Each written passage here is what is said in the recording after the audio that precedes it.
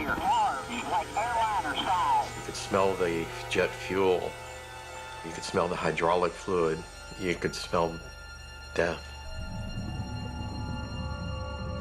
We're going to scour this swamp quadrant by quadrant. NTSB investigators face an unprecedented challenge. My first thought is, how am I going to pull this off? It's up to Greg Fife and his team to figure out why Valujet Flight 592 erupted in flames. Fire! Just minutes after takeoff. Okay, let's start it up. We had a raging fire. We almost destroyed their test facility. The Secretary of Transportation lost his job. The administrator of the FAA lost his job because of this one accident. Completely on fire. Mayday, mayday.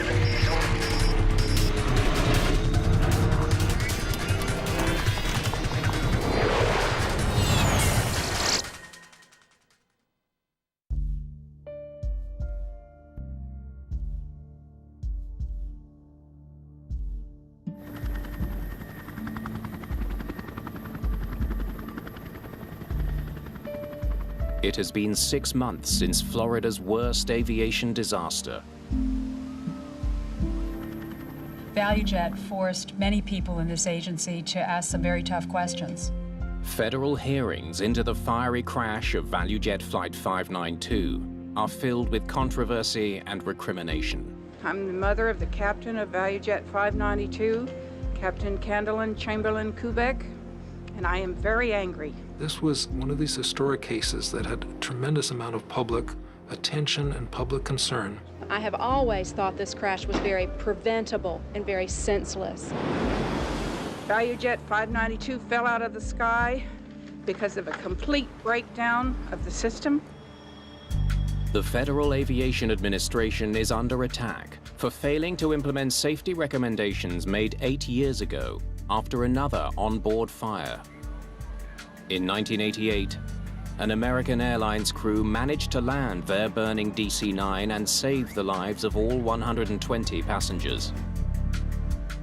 Had the Federal Aviation Administration required fire and smoke detection and/or fire extinguishment systems as the Safety Board recommended in 1988, Valujet Flight 592 would not have crashed.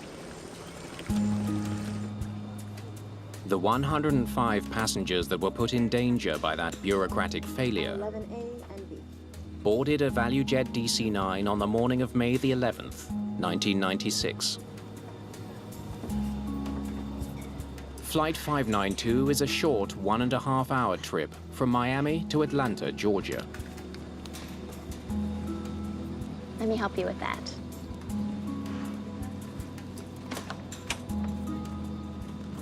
Valujet was one of the first low-cost carriers. People, instead of driving, they were getting on this low-fare blue and white airplane with the cartoon character. There's some little hair clips in here, too. It's the crew's second flight of the day on this plane. In command of Flight 592 is 35-year-old Candlin Kubek. Captain Kubek is an experienced pilot with nearly 9,000 flight hours. Okay. The first officer is a former Air Force pilot, 52-year-old Richard Hazen. Clear to start? Received. Shoulder harness. On. Parking brakes. On. Today's flight is loaded with almost 2,000 kilograms of cargo, which includes passenger luggage, Valujet company material, and U.S. mail. The crew must sign off on all cargo loaded on board. With the paperwork complete, There you go. they prepare to taxi to the runway. Critter 592, taxi to runway 9er left. A 9 left, Critter 592. The DC-9 is 27 years old. It has more than 68,000 hours of flight time. On the flight into Miami from Atlanta that day, the autopilot wasn't working, and the PA system was broken. You want to test out the PA, talk to the people? Ladies and gentlemen, from the cockpit, we are in a hold right now for crossing traffic on the ground. Mechanics in Miami were able to fix the PA. It works. We can hear you loud and clear. Critter 592, runway 9 left, cleared for takeoff. But repairs to the autopilot will have to wait. Set takeoff power. Once the DC-9 is back at airline headquarters in Atlanta, Power is set. mechanics there will work on the problem. Rotate.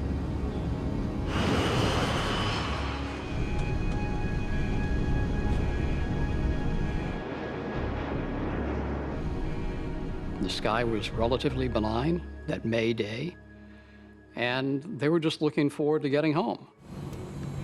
Positive rates. There was no portent at all about that flight. Gear up. Without the autopilot, the pilots will manually fly the aircraft for the return flight. It's an inconvenience, but not all that unusual, nor unsafe.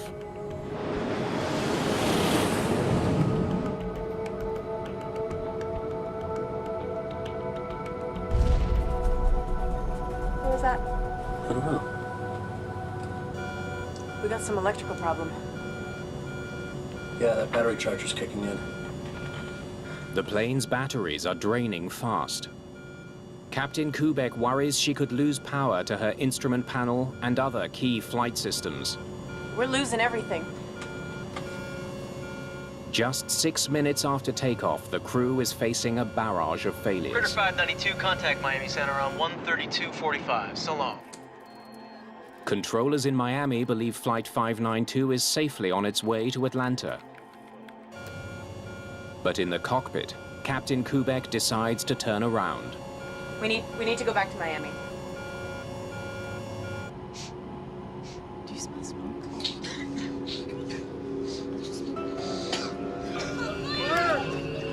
It's suddenly clear why their systems are failing. Flames are burning through the cabin floor.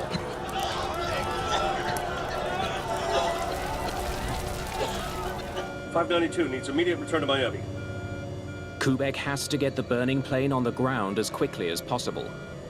You can only shed altitude so fast. You point it down much more than 5 or 6 degrees, and all of a sudden you can become in an overspeed situation. You can stress the aircraft, and you don't want to do that. Roger, Critter 592, turn left heading 270. Descend and maintain 7,000 feet. What kind of problem are you having? Fire! Smoke in the smoke in the cabin. Okay, roger that. First officer is handling the communication. The captain is handling the airplane. They want to try to get on the ground. They're working in a coordinated fashion. Classic cockpit resource management. Nobody is panicking. Nobody is throwing in the towel. What altitude? 7,000. Captain Kubek throttles back in an attempt to descend, but the left engine doesn't respond. It stays at climb power. As the right engine slows, the plane banks to the right. She discovers her ailerons still have life and manages to stabilize the plane. That was a good crew up in the nose of that airplane.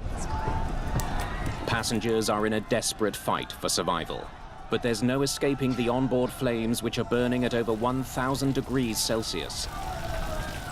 Toxic smoke is filling the entire cabin. This is heavy, poisonous smoke. People are breathing it in. When a fire is on board, there's a real sense of helplessness. There's a limited number of things you can do. Take short breaths. Less than 10,000 feet above southern Florida, Captain Kubek has the plane in a tight turn back to the airport. Completely on fire. The crew of Flight 592 has only seconds to get the burning DC-9 onto a runway before all is lost. Critter 592. We need the closest airport available. Critter 592. They're going to be standing by for you. Emergency crews in Miami prepare for the landing.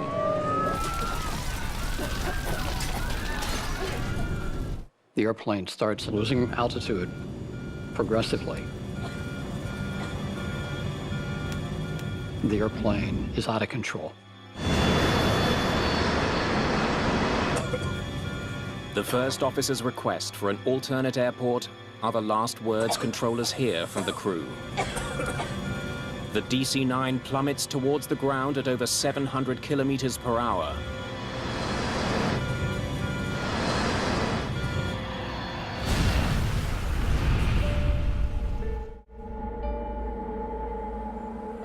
Flight 592 has crashed into one of the most inhospitable spots on Earth, the Florida Everglades. A large jet aircraft has just crashed out here. Large, like airliner size. Need to get your choppers in the air. The Everglades covers much of the southern tip of Florida. Hundreds of square kilometers of shallow swamp, mangroves, and watery grassland. Just getting to the crash site will be a huge challenge for rescuers.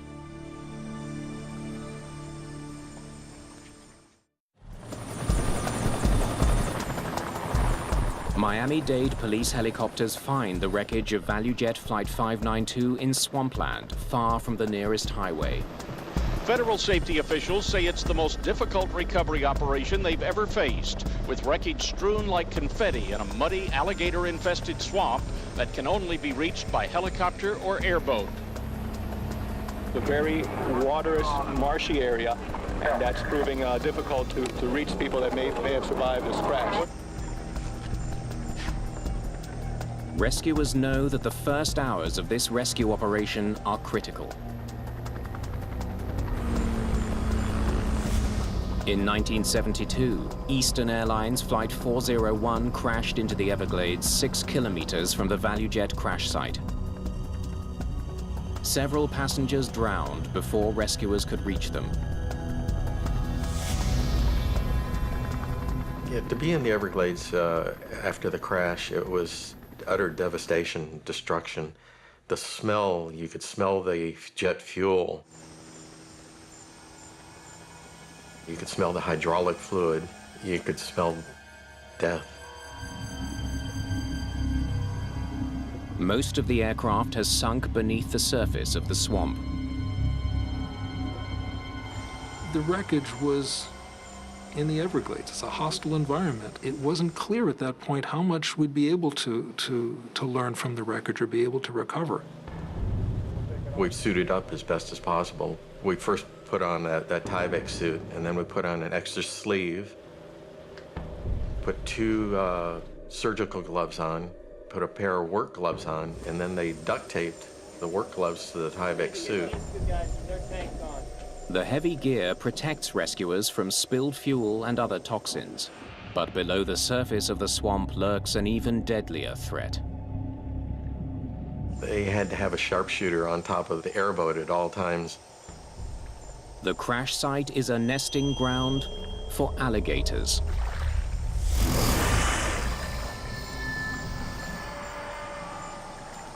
As the divers were walking in the water, if somebody sighted an alligator or you'd hear them hiss in the sawgrass, they would take pot shots to try and scare them away.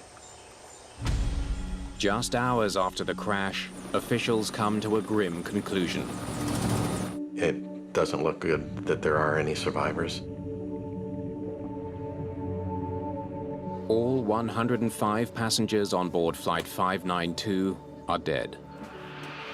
Captain Kubek, First Officer Richard Hazen, and 3 flight attendants are also dead. I feel that it's going to be difficult, if not impossible, to identify everybody. There was no evidence of the airplane. There was just debris. Very little present, no evidence of passengers. You had to put it out of your mind what actually you were doing. You could not think of what it was that you were picking up. If you did, you would be useless and you wouldn't be able to do the job.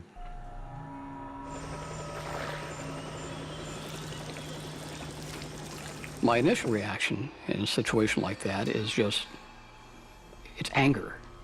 It's not again, it's how can this happen, it's what happened, why. The morning after the crash, NTSB investigators join local and federal police agents at the site. They know the pilots of Flight 592 reported smoke in the cabin. Now they need to find out what caused it. All right, let's get to work. The team is led by veteran investigator Greg Feith. You got to step back, take a deep breath, and then start to prioritize. Okay, what do I have to do now? And then utilize the resources to make that happen. It's showtime. Here we go. I'll let Greg answer that, but There's actually no way to tell if the pilots were conscious or unconscious at the time of impact. My first thought is, how am I going to pull this off? Feith faces intense pressure to come up with answers, and quickly. I'm determined to do everything I can to make sure that American aviation is the safest in the world. The NTSB briefs the many volunteers Attention here. who've come to help recover the wreckage. We've drawn up a grid. We're going to scour this swamp quadrant by quadrant. Everybody's looking to me for the answers because I am in charge of the investigation. What are we going to do? What do you want us to do? Where do you want us to go? The first priority is to find the aircraft's 2 black boxes. This is what we're looking for. This here is the data recorder. And this here is the voice recorder. You find one, you'll probably find the other one close by. From the CVR, investigators hope to hear the last sounds in the cockpit, pilot conversation, We need to go back to Miami. and any alarms that might help identify where the smoke originated. The flight data recorder should reveal how a fire might have spread through the sequence of failures it likely caused. Each box holds clues that could help investigators uncover the precise cause of the crash. If you find one, cold beer's on me. The black boxes emit a constant radio signal. Searchers will use a sonar scanner to pick up that signal. How soon can we get out there with the sonar? Sonar's on its way. They'll be able to pick up those pingers to hopefully identify where, in fact, those boxes lie in the wreckage. But Navy technicians soon find that their sophisticated gear is no match for the Everglades. Side scan sonar didn't work because the sawgrass is so dense it can't see through the sawgrass. What really worked for us was going back to the basics. We had a line of what we call divers that had to walk basically shoulder length apart, and we would cover specific areas, probing till we hit something hard. It ended up being human power that really helped us recover better than 75% of the aircraft. As the Everglades search continues, investigators in Miami dig through Flight 592's records, looking for clues as to what might have caused a fire. They soon learn that the flight was delayed earlier in the day due to minor electrical problems.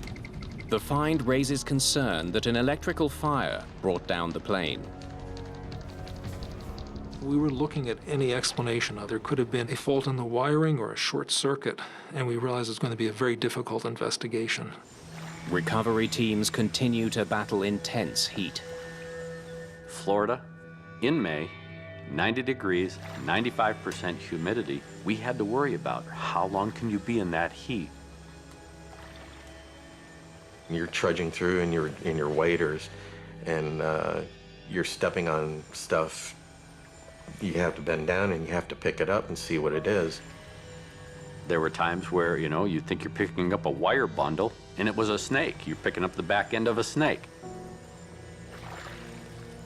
So it was all of those things that made this probably one of the most challenging environments for an accident investigation to be conducted.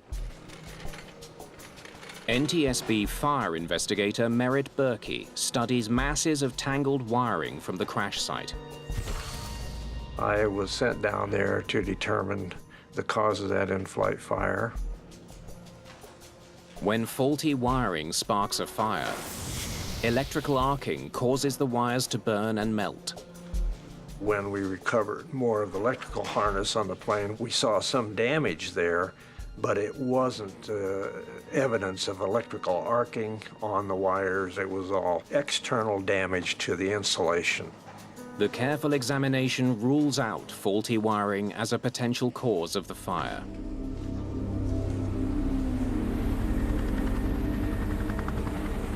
Another challenge. The Everglades is not a stagnant swamp. It has a current that flows out to sea. One of the unique things about the Florida Everglades is that it's water, and it's constantly in motion. That current makes the job of tracking down aircraft debris even harder. Well, as the water moves, and basically the tide goes up and down, if you will, some of those parts that were trapped underwater in the sawgrass would break loose and float to the surface. You could go back and find more parts than the first day you were in that grid.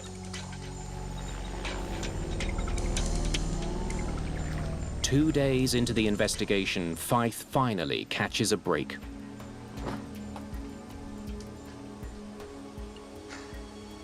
A hot damn. We found ourselves a box.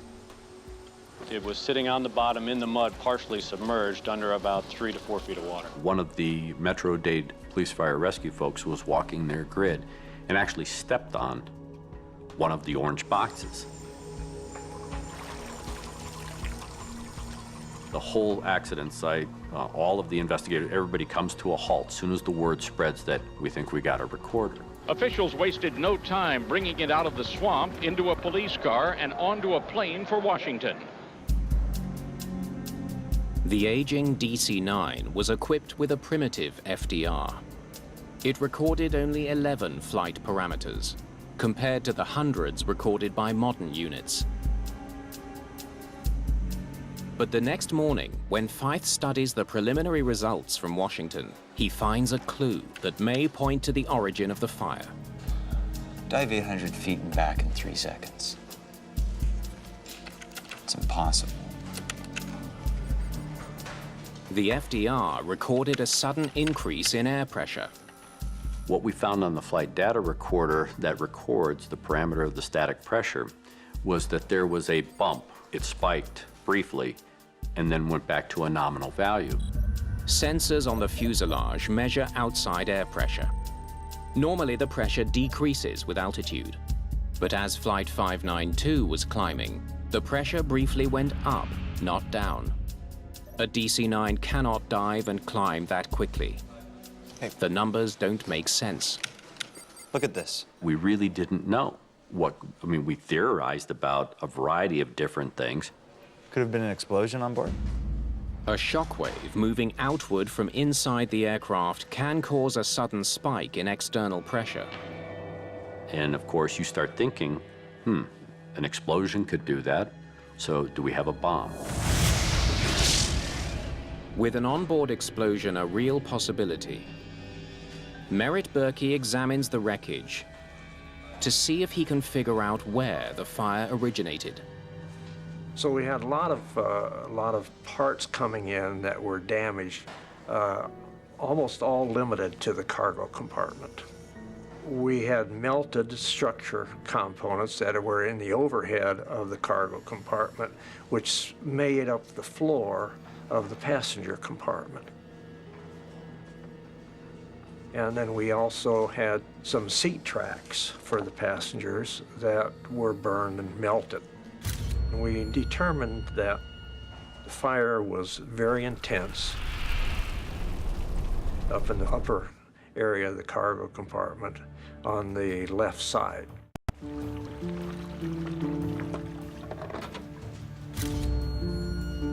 Berkey makes an unusual discovery.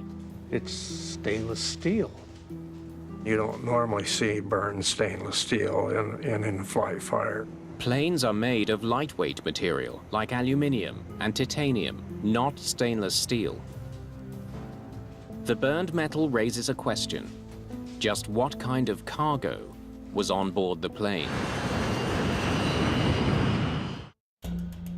Investigator Malcolm Brenner needs to know exactly what type of cargo Valujet Flight 592 was carrying. The operations group more and more became concerned about the cargo that was loaded on the airplane and what possible significance it could have to the accident. The cargo documentation lists 3 airplane tires and 5 boxes of empty oxygen canisters. The operations group found that the manifest, which indicated that there were oxygen canisters, empty oxygen canisters in the cargo signed for by the first officer. There you go. When Greg Feith was available, I briefed him. Okay. Company material, 3 aircraft tires, and 5 boxes of parts. Malcolm is a pilot. He has an understanding of aviation. He's a smart guy. It's the contents of the cardboard boxes that confuse me. 144 empty oxygen canisters. Wait, how many of them? 144. An oxygen canister is a green bottle, very large bottle, that supplies oxygen to the flight crew and the passengers. There's no way, Malcolm. You can't fit that many on the plane. We all took a pause and said, why would you be carrying 144 of these big green oxygen cylinders? Malcolm asked a very innocent question. What exactly do you think they mean by oxygen canister? And that's really what triggered the investigators to step back and say, we need to verify exactly what was meant.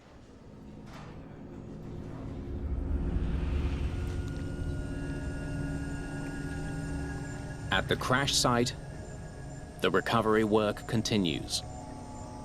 The debris includes dozens of small metal cylinders, parts not from the DC-9. Investigators now understand what was in the boxes listed on the cargo manifest. We found out that it was not a canister, but in fact an oxygen generator. Oxygen generators are small devices installed above the passenger seats of certain airplanes. They're connected to oxygen masks that drop down in the event of cabin depressurization. Pulling down on the mask yanks a lanyard, which slides out a retaining pin. That triggers a chemical reaction that generates breathable oxygen. The masks are attached to nipples on this oxygen generator. That's the supplemental oxygen that flows through the tube to the mask. Investigators wonder whether the oxygen generators that were being carried in the cargo hold could have caused the fire. We had 5 boxes of these, or 144 of them, thrown in a box, carried as cargo. We had to look at, well, if they're carrying these and they're supposedly empty, what danger is there carrying them as cargo? There's no question. They're clearly listed as empty. Did they have a potential for creating a fire or a fire situation that could have jeopardized the safety of this aircraft? As recovery teams continue to pull oxygen generators from the bottom of the Everglades, they find that while some are in fact empty, this one's never even been triggered. Many others are full. The oxygen generators that we had found had been damaged. Some were completely flattened, some of them were charred and crushed, some of them still had the material in them, but the case had been dented and damaged. It's the temperature of the canisters after they've been triggered that concerns investigators. These things get pretty hot, Greg. Really hot. They can reach 260 degrees Celsius. That's why in the cabin they're stored behind a heat-resistant shield.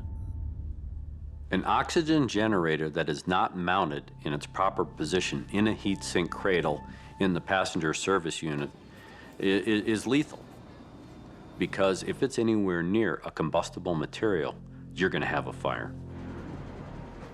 It now seems highly volatile chemicals were improperly shipped aboard Flight 592. Had the pilots known what was actually on board, they likely would not have signed off on the manifest. There you go. They and their 105 passengers would still be alive.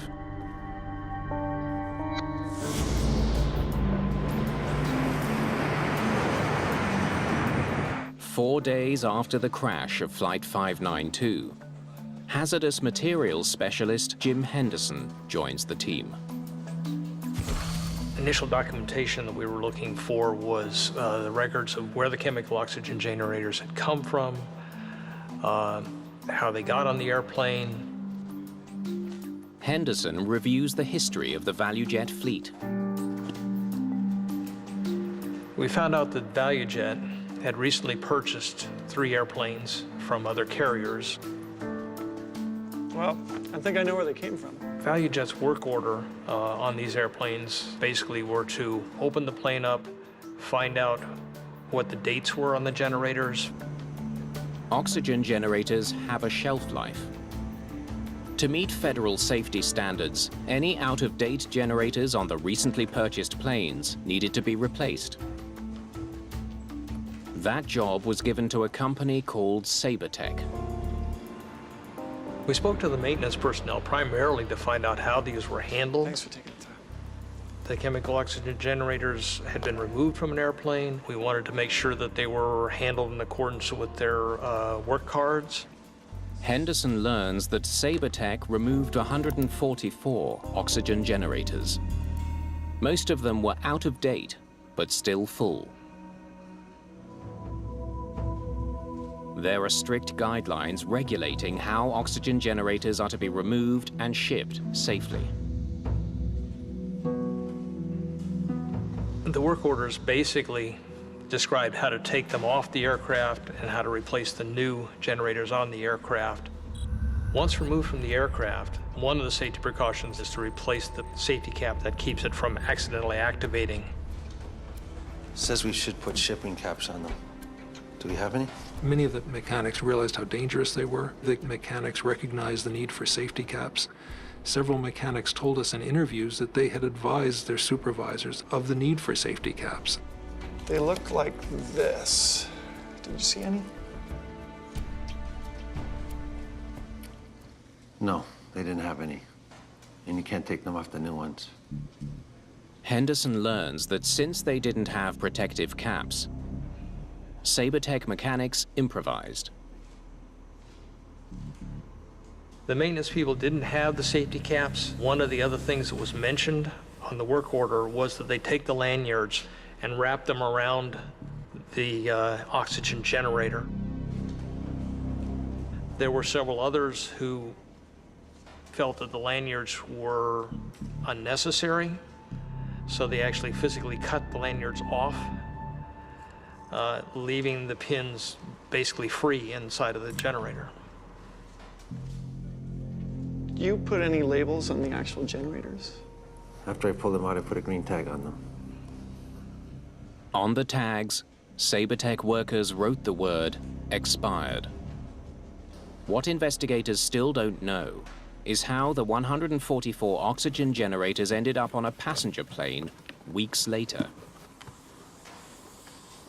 And at that point, they're to be disposed. Now, the disposal requires it to be disposed as a hazardous waste. When investigators interview Sabertech shipping staff, they learned that the generators sat in the hangar for weeks. Sabertech had a new customer coming in, and they wanted to clean up the area for the new customer to give them a good impression of their company. As far as they were concerned, they were Valujet's material, and therefore they were to be returned to Valujet. Investigators discover that the potentially hazardous generators were on Flight 592 due to a misunderstanding over a single word: expired. Did someone actually think that expired meant empty?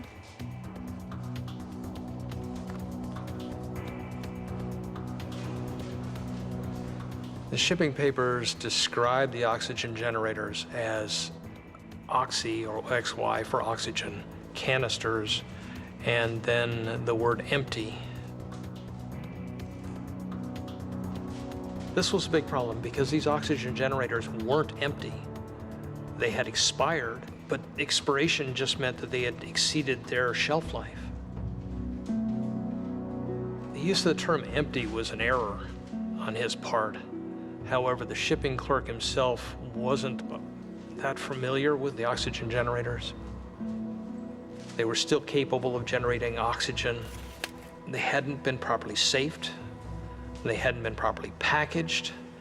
So we were really concerned that this might be either what caused the accident or what made the fire worse. On May the 11th, 1996, airport workers loaded potentially flammable cargo onto Valujet 592. However, the DC-9's cargo hold is specifically designed to contain a fire. Regulations required that the cargo hold be airtight. If, in fact, you do have a fire in that cargo hold, it'll burn itself out because it's airtight. But would a cargo fire burn out if the cargo itself produced oxygen? We knew about the oxygen generators. We knew the potential they had for being a fire source, but we didn't really know, in the grand scheme of things, their real potential for bringing down an aircraft. At an FAA fire test facility, okay, let's do this. They hope to recreate the fire that consumed Flight 592. 1 minute to ignition. We had to trigger one of the oxygen generators manually.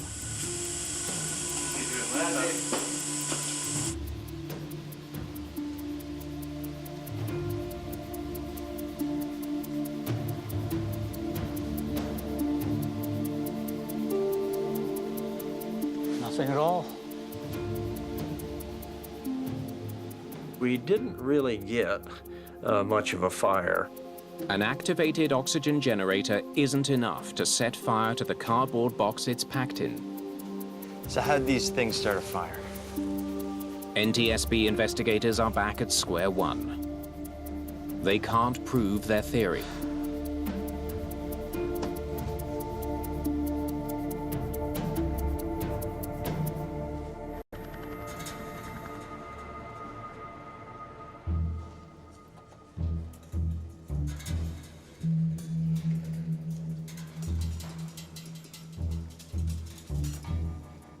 What were these things packed in?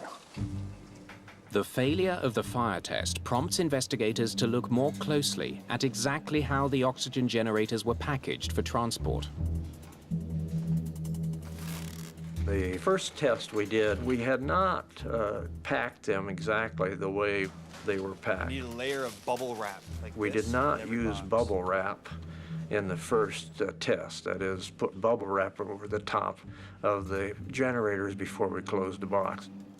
We put 5 boxes of oxygen generators, put them on top of a tire, and put some luggage around them. Okay, let's start it up.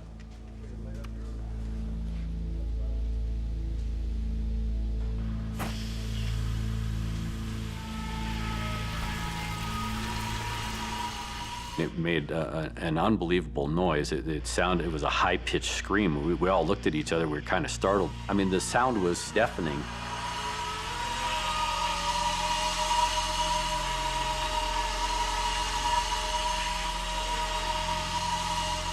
Ten minutes after ignition, the ceiling of the test cargo container reaches 2,000 degrees Fahrenheit. Lord almighty. We almost destroyed their test facility. After 11 minutes, it exceeds the capacity of the monitoring equipment. All right, let's get that fire out. We had a raging fire, and none of us had expected a fire to be that big and that hot. And it was just amazing to see how disastrous, how destructive something this long and that big around could be. The experiment supports the NTSB theory. Improperly packaged oxygen generators caused the crash of Valujet 592. Even in an airtight cargo hold, the fire would have burned fiercely enough to bring down the DC-9. The problem with Flight 592 is that you defeat the intended purpose of the Class D cargo hold, because even though the hold may be airtight, you've got 144 sources of oxygen in that airtight container.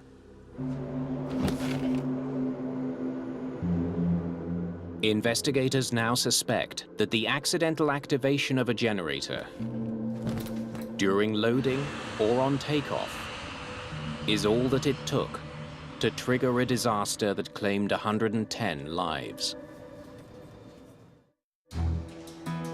With the help of the plane's flight recorders, Oxygen generators are loaded sometime after 1300. Investigators are able to reconstruct the final moments of Valujet 592. Positive brakes. Gear up. There was a muffled bump or thump that had come off the cockpit voice recorder, which prompted the captain to ask, What was that? I don't know. that muffled noise, that thump, when you marry that information up to the flight data recorder, it happened at the same time that we saw the bump in the static pressure. The sound recorded on the CVR is the tire exploding, the same explosion picked up by the flight data recorder. What kind of problem are you having? Fire. Smoke in the cabin. It's been 30 seconds since the explosion. Hazen requests a return to Miami. 592 needs immediate return to Miami.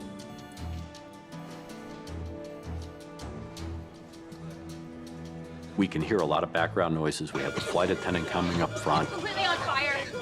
She's talking about how bad the fire is, and the last part of it is silent. And then nothing.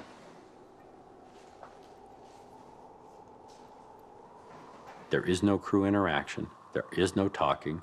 There is no verbal communication. All you hear is the sound of the wind.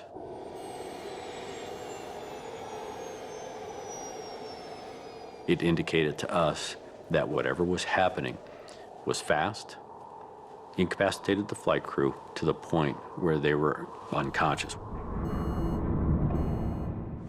It only took 3 minutes and 42 seconds for the fire to bring down the plane.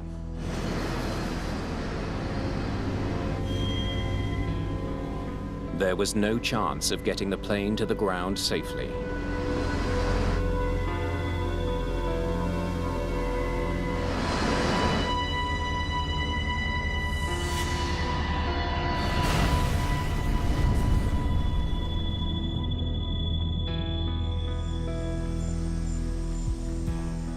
In the wake of the accident, the FAA grounds Valujet indefinitely.